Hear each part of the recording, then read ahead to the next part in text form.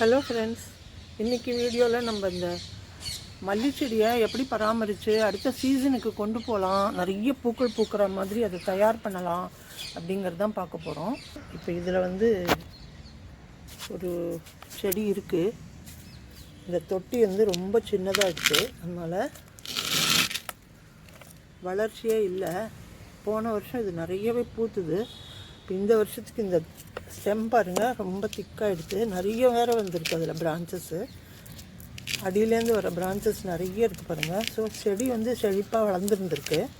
இப்போ இதை இன்னொரு பெரிய தொட்டிக்கு மாற்றினா தான் அடுத்த வருஷம் உங்களுக்கு நிறைய பூ கொடுக்கும். அதுக்கு முன்னாடி நம்ம இந்த சின்ன சின்ன கிளைகளெல்லாம் வெட்டி விட்டுடலாம். இப்படி கிளைகளை வெட்டும்போது இந்த காஞ்சு போனது, இந்த சின்ன சின்ன பிரான்ச்சஸ் இருக்கிறதெல்லாம் வெட்டி விட்டிங்கன்னா தான் புது துளிர்களும் புது கிளைகளும் நிறையா மொட்டுகளும் வரும். மல்லி செடி பிடிக்காதவங்களே கிடையாது. அதோட வாசனைக்கே நம்ம அதை நட்டு வளர்க்குறோம். ஸோ இந்த மாதிரி சின்ன சின்ன பிரான்ச்சஸ்லாம் கட் பண்ணிவிடுங்க. கொஞ்சம் நுனி டெட்டாக இருக்கிறது,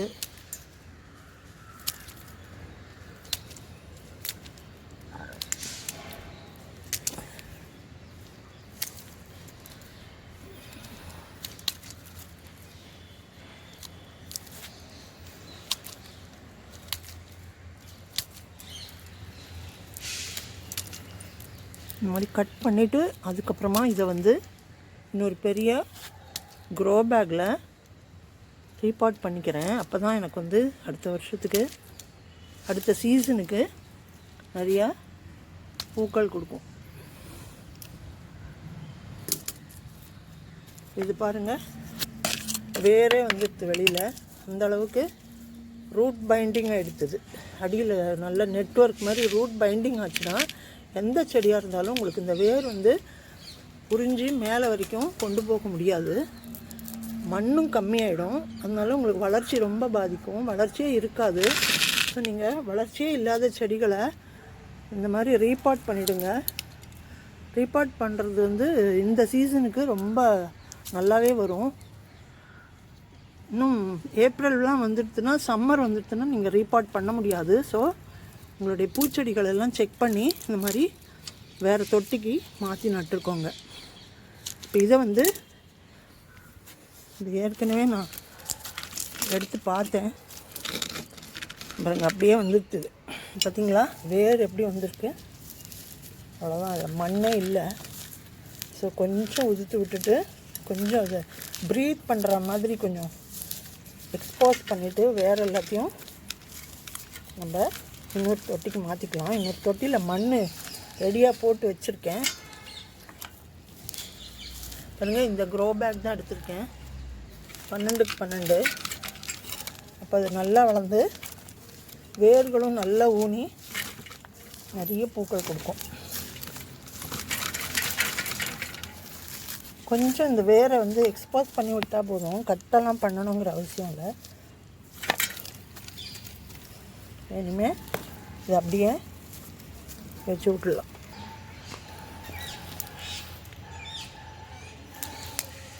இந்த ரீபாட் பண்ணும்போது நீங்கள் இந்த எடுக்கிற இந்த செடியோட சைஸ் பார்த்துக்கோங்க. அதுக்கேற்ற மாதிரி அடியில் மண் நிரப்பினா போதும். அதை தவிர இப்போ இந்த செடி வளர்ச்சிக்கு உண்டான ஒரு உரமும் நான் ரெடி பண்ணியிருக்கேன். இப்போ பாருங்கள், இது கவுடங்க. இது வரட்டியாக நான் வாங்கி வச்சுருக்கிறது தான். நல்ல பழசானது, இது ரொம்ப பழசு. இதை தண்ணியில் ஊற வச்சு வச்சுருக்கேன். இதை இப்போது இதுக்கு கொடுக்கலாம். முதல்ல நான் மண் போட்டு ஒட்டிக்கிறேன். அப்புறமா இதையும் இது கூடவே கொஞ்சம் சாம்பல் இருக்குது பாருங்கள். இது வுட்டாஷு.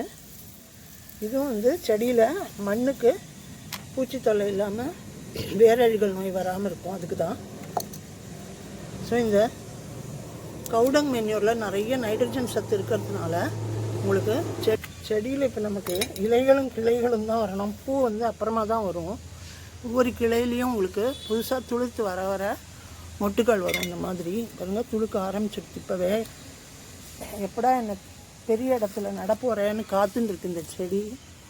அதனால தான் இப்போ இதுக்கு ஒரு ட்ரீட்மெண்ட் கொடுக்குறேன்னா, இதை கவனித்தா நல்லாவே தூக்கும். இப்போ இந்த மண்ணை இதில் கொட்டிப்போம்.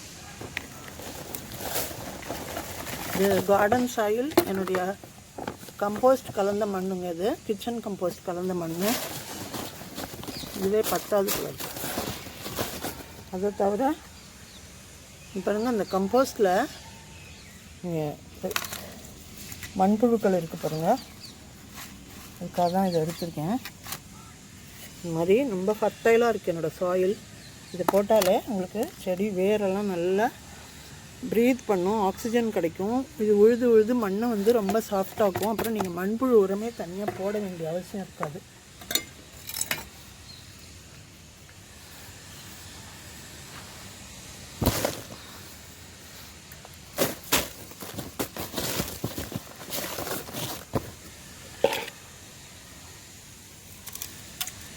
இப்போ கொஞ்சம் இந்த மாட்டு சாணத்தையும் போட்டு, இந்த சாம்பலையும் போட்டு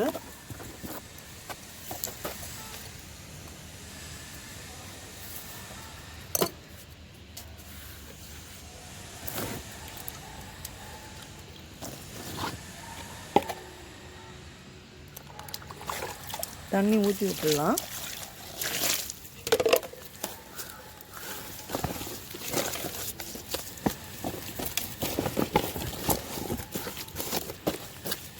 பாட்டிங் மிக்ஸில் நீம் கேக் பவுடர், அப்புறம் கொஞ்சம் கொக்கோ பீட் எல்லாமே கலந்துருக்கேன். இன்னும் கொஞ்சம் மண் எடுத்து போட போகிறேன்.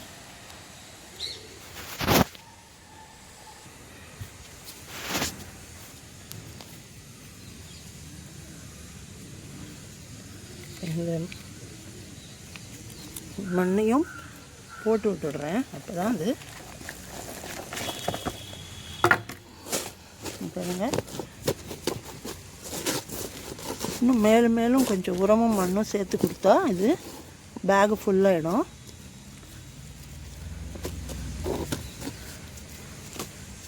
இப்போதைக்கு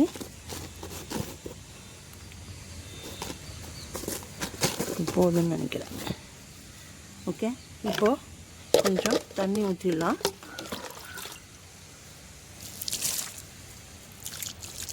செடி இப்போது வளர்கிற ஆரம்பத்தில் நீங்கள் நைட்ரஜன் சத்தே கொடுங்க. மொட்டு வைக்கும்போது பொட்டாசியம் சத்து கொடுக்கலாம். அதுக்கப்புறம் நான் என்ன உரம் கொடுக்குறேங்கிறது வீடியோ போடுறேன். சேனலை சப்ஸ்கிரைப் பண்ணி வச்சுக்கோங்க. இந்த வீடியோ பிடிச்சிருந்தா லைக் பண்ணுங்கள், ஷேர் பண்ணுங்கள், சப்ஸ்கிரைப் பண்ணுங்கள்.